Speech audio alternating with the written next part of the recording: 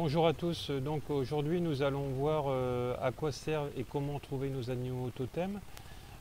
C'est souvent les questions que j'ai par téléphone, par email et les problèmes liés justement à cette connexion. Alors donc pour trouver notre animal totem, il faudra faire un voyage chamanique déjà en premier temps dans le monde du bas, c'est le voyage, le voyage qui est le plus facile dans le monde du bas pour commencer. Comme je vous ai enseigné dans une de mes vidéos qui s'appelle l'initiation chamanique et le premier voyage où tout est fourni dans cette vidéo, ça permet de savoir pour ceux qui sont intéressés par le chamanisme par où commencer. Voilà. Alors vous verrez que je donne beaucoup d'enseignements puisque c'est un sujet qui me passionne, comme celui des énergies dans la globalité, en tout cas dans toutes les énergies qui me parlent. Voilà. Donc alors l'animal totem, à quoi il sert? L'animal totem sert à nous protéger. Il ne nous protège pas tout le temps, c'est l'erreur que beaucoup font. Ils croient que parce qu'ils ont des animaux totems, qu'ils sont protégés 24 heures sur 24 et 7 jours sur 7. C'est faux. Pourquoi? Parce qu'en fait l'animal totem, pour qu'il nous protège, il nous protège uniquement quand on va faire les voyages chamaniques. Il peut nous protéger si on fait la demande, là à l'instant présent, si je me sens attaqué ou menacé par quelqu'un. Là il va venir voilà, sur ma demande, mais il ne peut pas être 24 heures sur 24 et 7 jours sur 7 à ma disposition non plus. Et bien sûr il ne faudra pas oublier de le remercier, c'est encore une erreur que beaucoup de gens font. Ainsi que quand vous contacterez vos alliés de pouvoir qui vont vous donner donc des conseils et parfois des méthodologies pour faire certaines choses en chamanisme et qu'il faudra les rencontrer dans des mondes bien particuliers qui sont tous différents les uns des autres, dans le monde du milieu, dans le monde du haut et dans le monde du bas. Parfois vous aurez à emprunter les trois mondes pour faire un rituel chamanique de guérison ou de passage d'âme et parfois vous devrez en emprunter deux ou un seul. Et aller dans un monde bien particulier. Tout ça, ça s'apprend et on ne peut pas s'improviser en disant bah oui, bon, je suis guidé par mes guides, ils vont me dire, ils vont m'enseigner, etc. Peut-être que plus tard vous allez revenir avec des méthodologies, mais avant il va falloir revenir à des voyages chamaniques qui sont enseignés depuis la nuit des temps, depuis que la terre est terre, et qui ont été transmis de génération en génération et non passés à un chamanisme soi-disant dit évolutif plus rapidement, puisqu'il faut commencer comme dans tout, hein, c'est un peu comme quand vous êtes maçon, il va falloir apprendre les bases de la maçonnerie. Et bien, dans le chamanisme, c'est exactement pareil. Dans chaque voyage, dans chaque initiation chamanique, vous devez avoir des enseignements et celui-ci doit représenter 98% des voyages chamaniques qui vous sont enseignés. Hein. Sinon, c'est plus de l'enseignement chamanique, c'est du développement personnel. Hein. Malgré que le chamanisme fait partie du développement personnel, beaucoup de gens mettent chamanisme, mais en fait de compte, c'est pas du chamanisme, c'est du développement personnel traditionnel que les gens inventent des méthodes ou les reprennent d'autres personnes qui les ont écrits, etc. ou qui les ont appris ailleurs. Voilà, donc j'en ai fait aussi les frais moi quand je me suis donc éveillé tout ça. Et après j'ai arrivé à faire la distinction, notamment quand j'étais en Sibérie, quand mon grand-père m'en a parlé, etc. Et avec le temps, on arrive à séparer ces choses-là, même si elles font partie d'un ensemble de choses. Voilà, donc il faut commencer par les bases, bien sûr. Alors le chamanisme n'est ni une philosophie ni une religion, mais une pratique évolutive qui nous accompagne sur le chemin de la réalisation de soi. Donc les animaux totems nous servent donc à voyager, à nous protéger pendant tous ces voyages. Et parfois vous les verrez agir en faisant des soins avec vous dans les différents mondes dans lesquels vous allez. Pratiquer le chamanisme permet de reprendre sa place au sein de notre monde. Il ne s'agit pas seulement d'un retour à la nature, mais également de vivre de façon harmonieuse avec les autres vivants. On ne peut pas se dire chaman si on porte préjudice à l'autre, ou on va raconter des âneries, ou des candidatants, des cancans sur l'un ou l'autre, etc. Ça, on ne peut pas s'appeler chaman quand on fait ça. le chaman, c'est quelqu'un de bon et de bien qui est encore sur le chemin de son évolution. Ça, là-bas, c'est un empathe qui continue à travailler sur lui. Même s'il a commis ou il commet encore des petites erreurs, voilà, il est encore dans une phase évolutive. Donc la pratique du chamanisme peut aider à transformer votre potentiel en compétence, à améliorer considérablement donc la qualité de votre vie, à traverser l'expansion de la conscience, à transmuter votre croyance, blocage, peur, culpabilité, tristesse, vice, sentiment de perte héréditaire, de prendre conscience de l'importance de vous reconnecter à votre nature profonde, afin de redevenir et d'être un être relié en harmonie au vivant avec tout ce qui l'entoure. La pratique du chamanisme sibérien est une démarche personnelle qui permet chacun d'expérimenter par le voyage chamanique dans les trois mondes la communication directe avec ses guides, animaux totems et ancêtres. Voilà, donc le voyage chamanique, c'est ça. Il va vous expliquer comment travailler sur toute votre lignée familiale.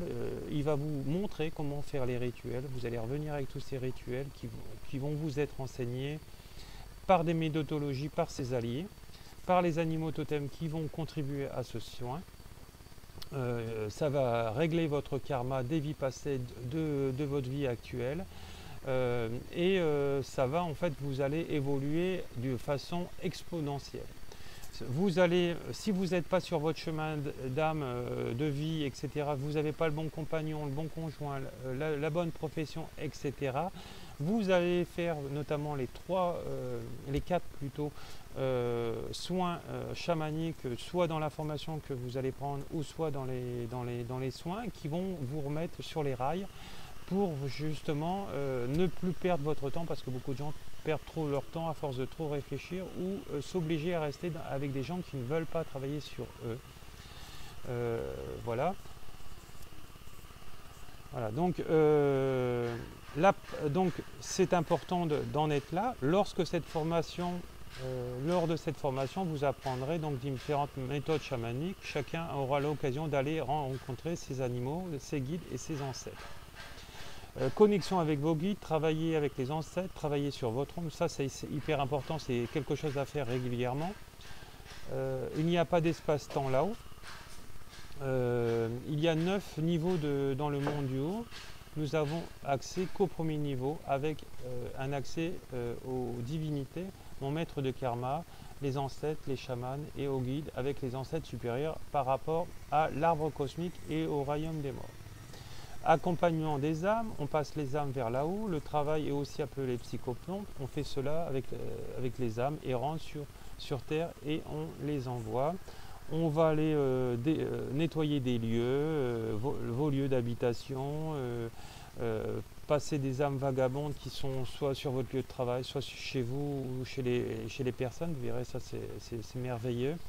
On va négocier avec eux, on va leur expliquer pourquoi, du comment, etc. Qu'est-ce qu'on va faire et on va leur donner la méthodologie du pourquoi et du comment et qu'est-ce qu'ils vont aller en fait rencontrer là-haut. Tout ça dans un ordre. Alors bien sûr, par exemple, dans le passage d'âme, il y a 3 mondes à aller dans un sens bien précis. Alors si vous le faites de travers, forcément, ça ne fonctionnera pas. Voilà. On va visiter l'arbre des ancêtres. C'est là où les membres de notre lignée maternelle ou paternelle, nos ancêtres, nos alliés, on ne peut pas être chaman sans être connecté à sa lignée, rétablir, contacter avec ses ancêtres. Alors notamment par exemple quelqu'un qui n'a pas été adopté, il faudra travailler sur sa lignée paternelle et maternelle. Et quelqu'un qui a été adopté, il faut travailler sur les 4, hein, sur ceux qui sont liés aux géniteurs et à ceux, même si on ne les connaît pas et même si on ne les voit plus, et ceux qui nous ont adoptés. Alors là, il y a un très gros travail de fond. Souvent, ces gens-là sont en fait des gens, des blessés de la vie, et même si dans leur vie actuelle, ça fonctionne. Donc c'est important. Donc en fait on ne peut pas être chaman si on est sans être connecté à sa lignée. C'est important, hein, rétablir le contact avec ses ancêtres. On va aller contacter tous les ancêtres. Vous allez voir, plus vous allez travailler sur ça, plus l'arbre des ancêtres va grossir, plus il va devenir clair, etc. Et plus vous allez être, ça va être merveilleux, vous allez avoir une vie plus légère et vos enfants vont avoir une vie beaucoup mieux que la vôtre actuellement.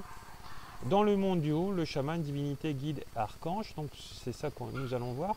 Vous pouvez avoir plusieurs guides ou votre incarnation est spéciale, cela est dû à cela. Alors vous pouvez être un très grand guérisseur et ça sera une incarnation spéciale parce que en fait, par exemple, vous allez guérir des tétraplégiques, etc. Et là, ça sera vraiment des guérisseurs qui... voilà, et ces gens-là seront très puissants aussi bien à distance qu'en direct. Hein. Voilà, notamment les très grands guérisseurs, en tout cas c'est ce que m'a dit ma chamane qui m'avait aussi enseigné à moi en Sibérie, m'a dit que j'étais un très grand guérisseur et que en fait vu que en plus que mes animaux totems qui sont le loup, l'aigle et l'ours correspondent vraiment à des gens qui sont vraiment spéciaux hein, par rapport à ces incarnations de très grands guérisseurs, même s'il n'y a pas vraiment de comparaison et de compétition là-dedans. Il y a des gens forcément, ils sont plus et moins par rapport à leur évolution. Hein, voilà. Et ça, plus vous allez vous alléger, plus vous allez devenir meilleur. Voilà. Et voilà. Alors vous pouvez avoir plusieurs guides dans vos incarnations. Réfléchissez aux questions posées à vos guides. Ils ne vous manipulent jamais ni vous influencent. Hein. Donc posez bien des questions précises. Comment je dois faire pour faire cela, par exemple. Mais bien sûr, avant de poser ça, il va falloir les rencontrer vraiment dans le monde spécial que vous voulez régler. Hein. C'est-à-dire qu'il y a des mondes parallèles qui sont là-haut. Et vous pouvez par exemple... si vous allez au royaume des morts, c'est pas là où vous allez devoir poser des questions, par exemple sur votre chemin de vie. Hein, c'est dans un autre royaume qu'il va falloir aller poser ces questions.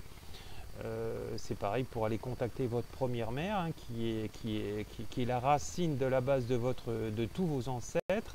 Et parfois, si vous allez voir votre première mère et que vous la voyez un peu abîmée, un peu fatiguée, un peu triste, etc., vous devez aller lui faire des soins. Alors ça sera, et l'amener vraiment dans le monde en question pour lui faire ces soins. C'est très facile, hein. Une fois que vous avez tous ces protocoles-là, vous regardez les protocoles et vous le faites. Voilà. Alors c'est pour ça qu'il faut rentrer dans un enseignement.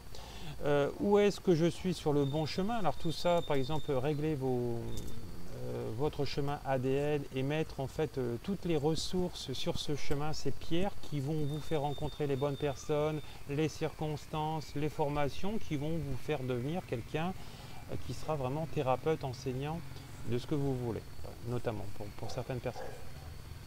Mais on pourra les mettre des pierres sur certaines choses dans ce rituel ou d'autres, par exemple gagner un peu plus d'argent, améliorer ma vie, avoir une meilleure vie de famille. Voilà. Alors on peut demander des questions concernant notre pratique chamanique, on peut changer notre chemin karmique, les guides peuvent nous aider à régler, on peut rencontrer les hautes divinités, Jésus, Marie par exemple, ou autres divinités d'une autre réalité. Donc utilisez le voyage chamanique que votre enseignant vous a appris, ou venez me voir. Pour la tenue du chaman, mettre des amulettes que nos alliés nous ont dit de mettre ou de créer par rapport à une méthodologie, à une fonction pour nous protéger notamment ou pour nous donner plus de pouvoir lors de tous ces nettoyages. Voilà. Alors la visite de notre ombre, c'est donc aussi un voyage chamanique qui va commencer en fait notre système de guérison dans le chamanisme. Il ne faut pas avoir peur, nous sommes protégés par notre animal totem, en faire notre allié de notre ombre. Pour cela, devient plus lumineux. Ce travail est à faire régulièrement tout au long de notre vie par rapport à toutes les situations qui ne vont pas. C'est notre premier travail thérapeutique dans le monde intermédiaire. Voilà. Donc, si vous avez des questions particulières, vous pouvez m'écrire sous cette vidéo. Vous aurez tous les renseignements pour me joindre. Le travail chamanique, l'enseignement chamanique en soi, c'est très facile, mais bien sûr, il va falloir avoir trouvé la bonne personne, c'est comme tout. Ne vous trompez pas dans les enseignements chamaniques qui viennent vraiment de la partie tribale et qui vous donnent tous ces rituels chamaniques, parce qu'en fait tous ces rituels chamaniques, comme vous pouvez le voir, travailler sur le karma passé, le karma des vies présentes, le karma actuel de votre chemin ADN pour vraiment créer une vie meilleure, etc. Et mettre des pierres comme le petit poussé qui vont créer une meilleure vie. Bon, lui c'était pour pas se perdre, mais vous c'est pour créer une meilleure vie, avoir des circonstances merveilleuses en plus sur votre chemin de vie. C'est pas des choses dépassées, c'est des choses qui sont complètement adaptées à notre monde moderne. Tout ça c'est enseigné en Sibérie. Voilà. C'est pour ça qu'il faut faire attention, parce que quand j'écoute les enseignements de certaines personnes qui vont en Mongolie, parfois ça peut faire peur, et même ces personnes-là parfois disent, alors je ne vais pas les citer, parce que voilà, ça pourrait porter préjudice, mais qui vous disent que c'est pas du tout en adéquation avec notre monde moderne. En tout cas pour moi c'est faux, ça résonne pas, et parce que ces gens-là, même si on leur a dit qu'ils étaient chamans, etc., ils peuvent ne pas avoir tous les outils et être restés dans leur partie sombre de leur côté encore cartésien. Bon, je vous remercie, bonne journée à tous et bon week-end.